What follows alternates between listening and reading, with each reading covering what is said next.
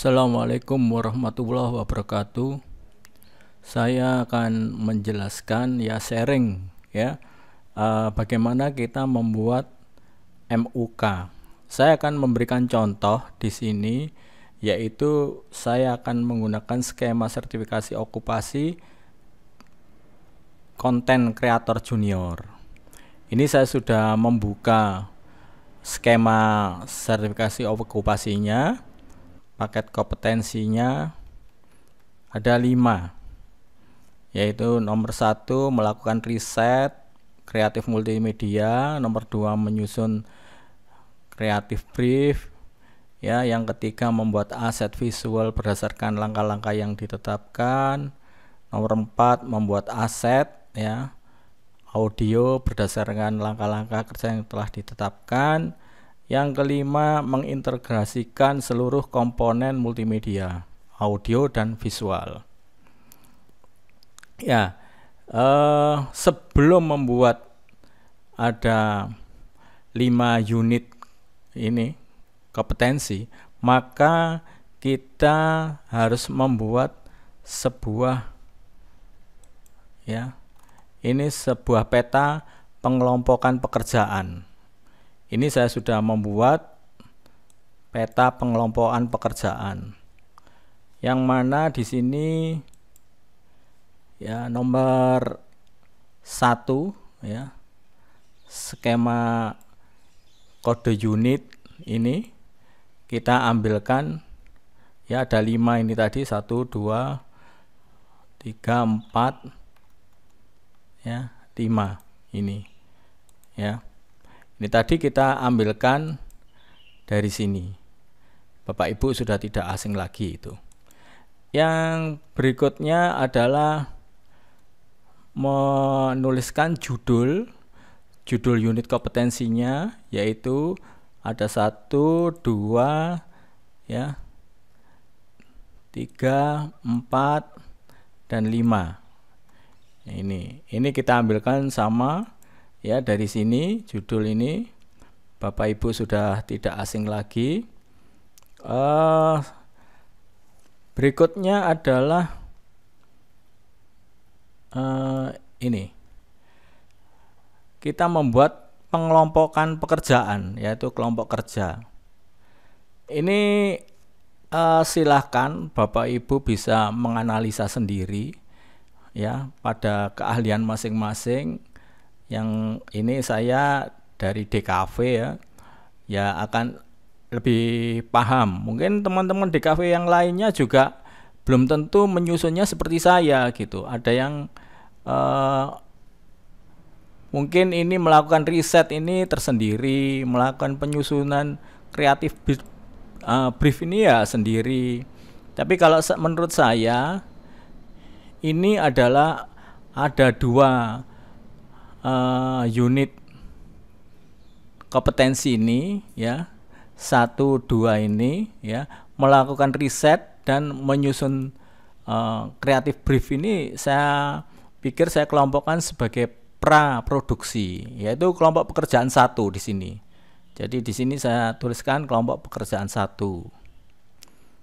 Terus di sini judul, urutan unit kompetensi Nah, ini kebetulan sama antara kode unit yang ada di skema okupasinya sama Jadi masih tetap urutan nomor 1 nomor 1, nomor 2 nomor 2. Beda lagi kalau yang ada di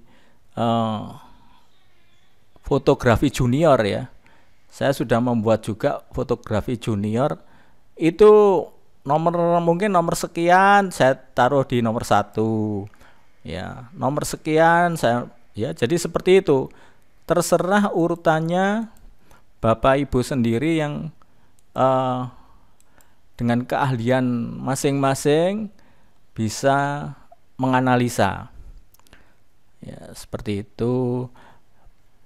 Nah, ini berarti sama, urutannya sama, nomor 1, nomor 1, nomor 2, nomor 2 Ini judul juga sama, udah gitu aja. Nah, ini saya jadikan 3 pekerjaan jadikan 3 kelompok pekerjaan ya. Pekerjaan 1 praproduksi ya, ini seperti ini, melakukan riset dan menyusun kreatif brief. Ya. Pekerjaan kedua berikutnya yaitu proses produksi. Di sini saya proses produksi itu saya masukkan membuat aset ya, membuat aset visual berdasarkan langkah-langkah kerja yang telah ditetapkan. Nah, membuat aset ini yaitu siswa-siswi kita sebelum ujian ya, sebelum kita uji itu anak-anak sudah menyiapkan, jadi sudah syuting ya, apa yang akan ditampilkan gitu. Mungkin syuting kuliner, nah, monggo silahkan. Anak-anak sebelumnya disuruh syuting, sudah membuat menyusun kreatif brief ini ya. Itu kan ada skenario juga di dalam ini. Jadi skenario sudah masuk di sini. Anak-anak tinggal melaksanakan aja, para siswa kita. Terus audionya gimana ya? Audio, pakai audio ini, pakai efek ini, pakai background musik ini gitu. Seperti itu Bapak Ibu. Jadi anak-anak sebelumnya sudah menyiapkan, membuat aset audio dan videonya. Nah, kelompok ini pekerjaan yang ketiga ya, yaitu pasca produksi ini salah satunya mengintegrasikan ke seluruh komponen multimedia yang terkait audio dan visual. Ini saat kerja. Kalau menurut saya anak-anak waktu demo ya, demonstrasi pekerjaannya di waktu saat kita uji. Nah, di sini ini ya. Kalau menurut saya, kalau Bapak Ibu punya analisa sendiri ya monggo silahkan. Ini bebas ya. Ini saya waktu kemarin waktu pelatihan Askom di bulan Desember kemarin tanggal 10 itu seperti itu. Tiap master asesor itu punya analisa sendiri-sendiri gitu. Jadi ya sudahlah, saya ngikuti aja ya kalau kepingin lulus. Seperti itu Bapak Ibu. Jadi tiap asesor tuh punya sendiri-sendiri. Saya juga berarti ini bebas gitu. Ya, jadi Bapak Ibu ya bebas aja. Kalau Bapak Ibu yang akan membuat okupasi accounting atau perkantoran atau rekayasa perangkat lunak, ya monggo silahkan analisa masing-masing.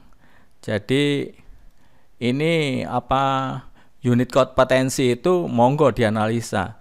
Apakah harus 3 pekerjaan? Tidak juga gitu ya. Bisa 4, bisa 5, bisa 2 gitu. Ya. Seperti itu, tapi kembali lagi kayak ada 5 ini ya, 5 unit kompetensi ini. Ada yang saran dari asesor itu dari master asesor jangan sendiri-sendiri gitu. Kayak ini ada 5 dibagi menjadi 5 gitu.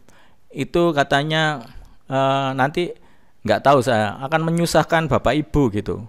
Ya sudah, saya ngikuti aja, ini saya bagi 3 gitu.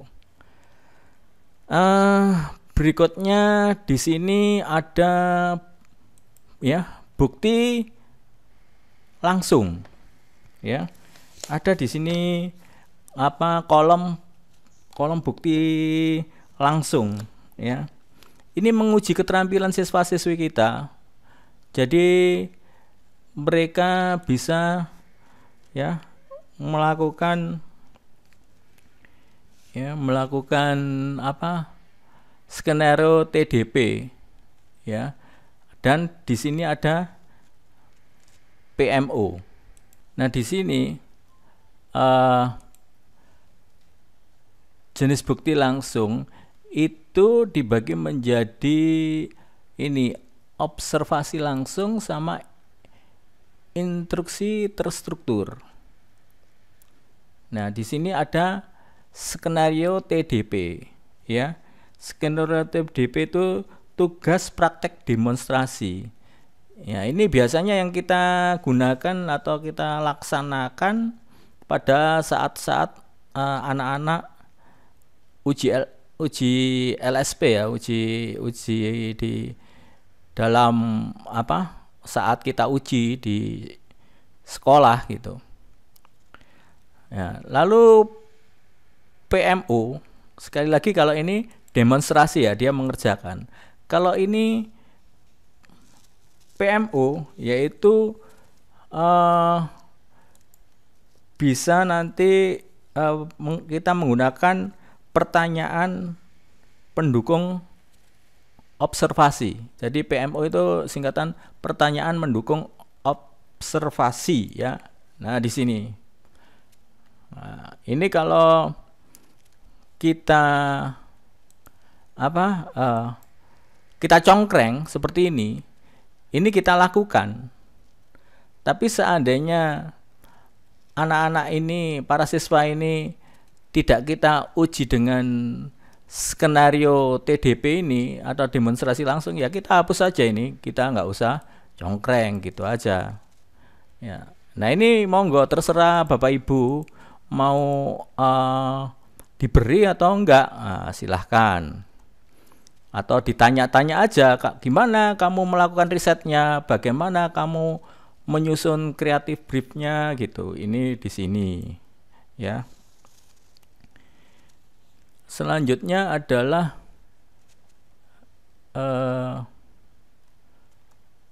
di sini ada skenario DIT, ya. Skenario DIT ini daftar instruksi terstruktur. Nah, ini nggak ada yang saya isi ini, ya. Tidak ada yang saya isi. Kenapa? Karena di sini menurut asesor saya, master saya kemarin itu, kalau ini adalah untuk jebolan atau lulusan D3 atau S1, yang dimana mereka biasanya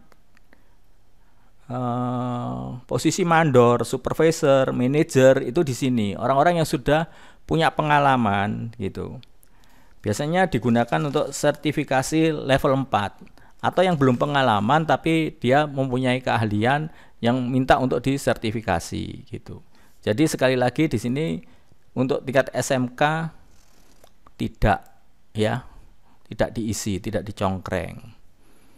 Ya, mungkin kalau Bapak Ibu ada nggak cocok dengan uraian saya ini, ya, monggo silakan di komen saja gitu. Ya, ini semampu saya aja ini saya menjelaskan ini. Ya. Ini di sini yang saya congkreng ini, ya. Saat anak-anak ini ini tidak, ya, saat membuat ini kan mereka sudah membuat, ya, di sebelum dites di dalam tempat ujian.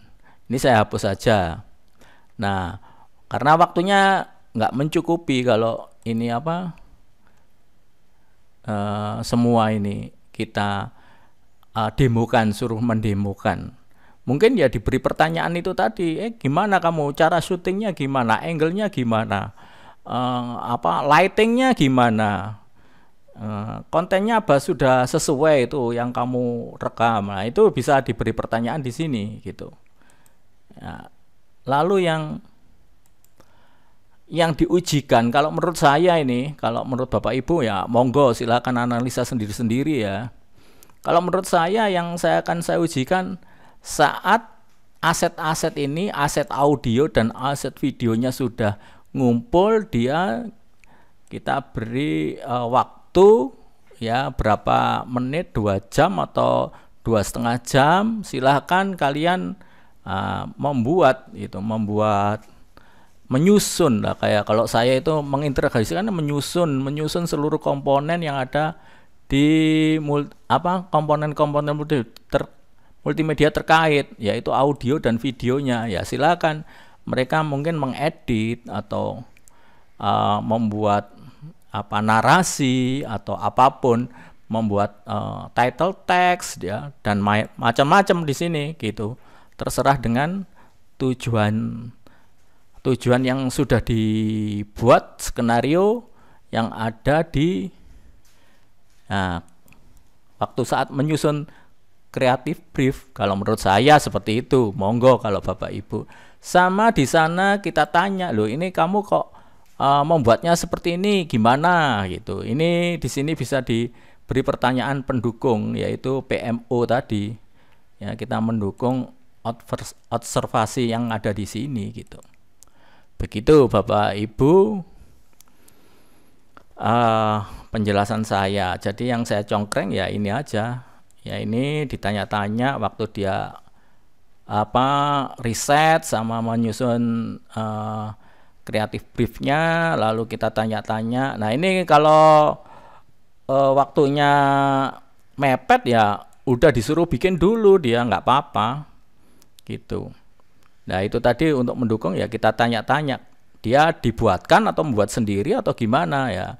Kalau dia membuat sendiri pasti kalau kita tanya paham dah gitu.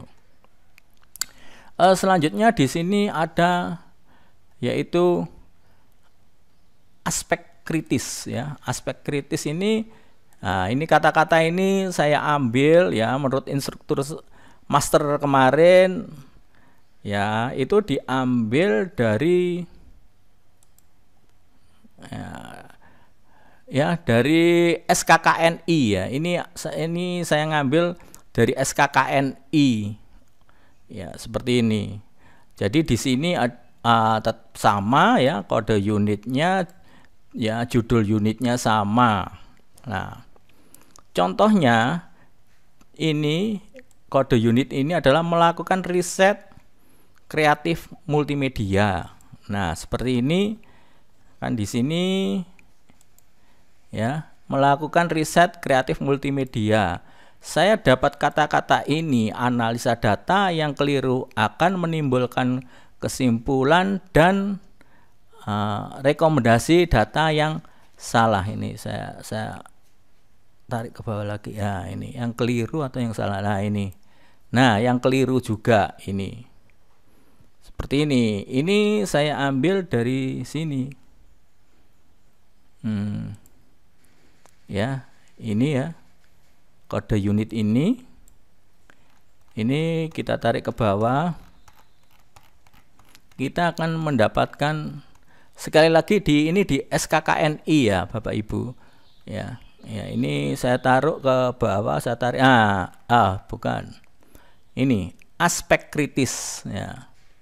Aspek kritis ini ada satu ya, ada satu analisis data yang keliru akan menimbulkan kesimpulan dan rekomendasi data yang keliru juga. Ini yang saya copy ya, masukkan di sini.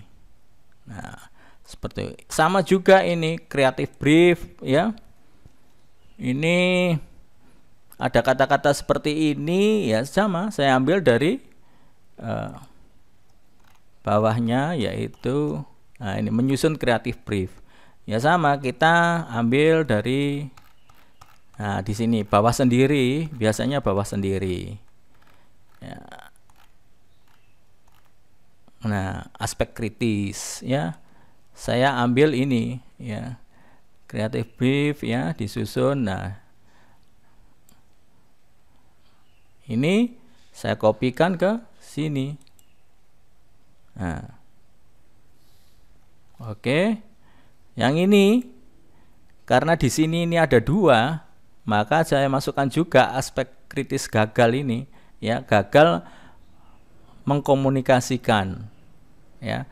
Gagal mengkomunikasikan itu sama, oh ya ini ada hubungannya ya di atas ya, seperti itu. Di atas ini ya, yang di atas yang di ini di elemen kompetensi dan di kriteria unjuk kerja itu. Ini ada hubungannya. Contohnya ya yang pertama ya, biar nggak bingung. Yang pertama ini analisis data yang keliru akan menimbulkan kesimpulan dan rekomendasi data yang keliru juga gitu. Nah, ini kita masukkan di sini. Di unjuk kerja sama elemen ya. Nah, ini elemen kompetensi dan kriteria unjuk kerja. Nah, kata-kata itu tadi apa ya? Ada hubungannya, ada relationnya ya dengan mana gitu. Yaitu kalau saya di sini ya monggo itu analisa Bapak Ibu sendiri ya.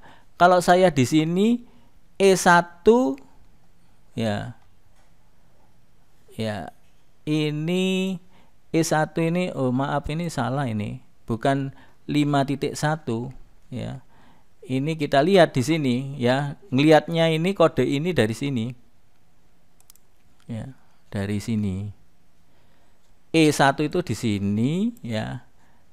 Itu tadi 1 titik ya. Ini monggo analisanya yang mana ini ya. Kalau saya rekomendasi konten multimedia yang dihasilkan. Jadi kalau salah yang dihasilkan ya salah gitu ya, bukan riset tapi ya ini rekomendasi. Kalau saya 1.3 ya, ini bukan pengumpulan, bukan analisa. Ya, saya cenderung ke sini. Rekomendasi konten multimedia dihasilkan. Kalau salah ya salah gitu. Artinya ya di sini ya. Nah, ini analisa. Kalau analisa keliru ya keliru, nanti datanya ya salah ini nanti ya. Seperti itu. Monggo silakan Bapak Ibu sendiri yang menganalisa gitu. Saya ini contohnya penempatan tadi 1.3 gitu.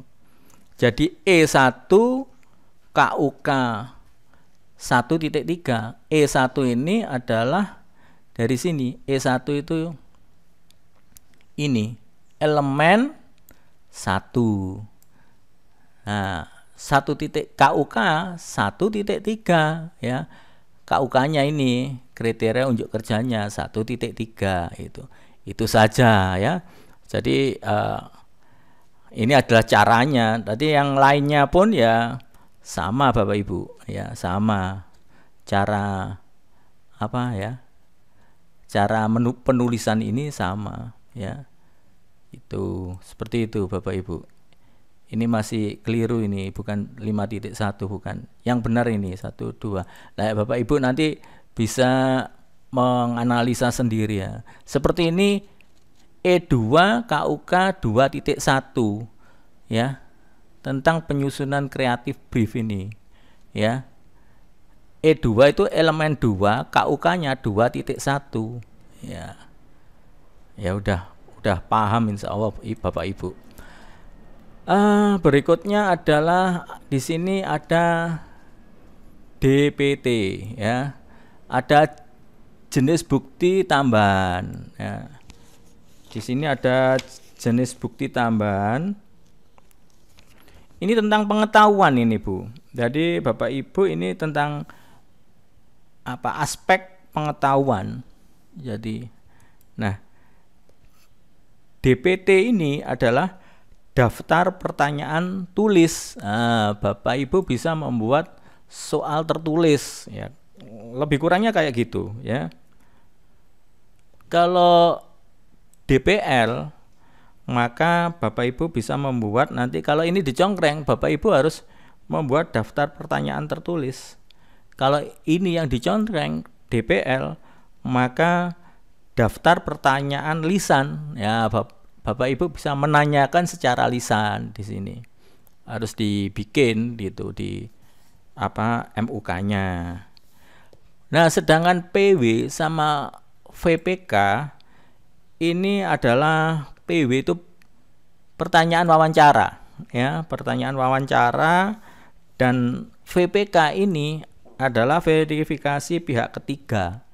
Sekali lagi, kalau wawancara sama verifikasi pihak ketiga ini biasanya dipakai oleh orang-orang yang berpengalaman dengan portofolio gitu. Seperti itu Bapak Ibu, cara membuat peta kelompok pekerjaan.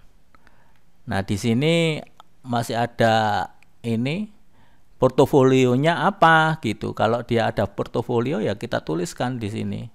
Ya, bukti sertifikat, hasil proyek atau piagam penghargaan yang berkaitan dengan unit kompetensi, atau surat referensi kerja. Kalau kita sudah kerja di PT A, nanti kita ngelamar di PT B, dia minta referensi di LSP gitu ya. Ini yang sebagai acuan kita untuk menanyakan gitu tentang pekerjaan. Ya, seperti itu. Ya, nama dokumen ya sesuai nanti kalau ada ditulis di sini. Seperti itu Bapak Ibu, semoga bermanfaat. Saya ini membuat tutorial ini ya untuk mendokumentasikan apa yang pernah dilatih oleh pelatihan ya, di pelatihan atau ini ya, saya mengikuti Askom ya, Askom pada tanggal 10 ya, tanggal berapa itu ya, Desember di Hotel Halokin ya, Surabaya. Demikian, wassalamualaikum warahmatullahi wabarakatuh.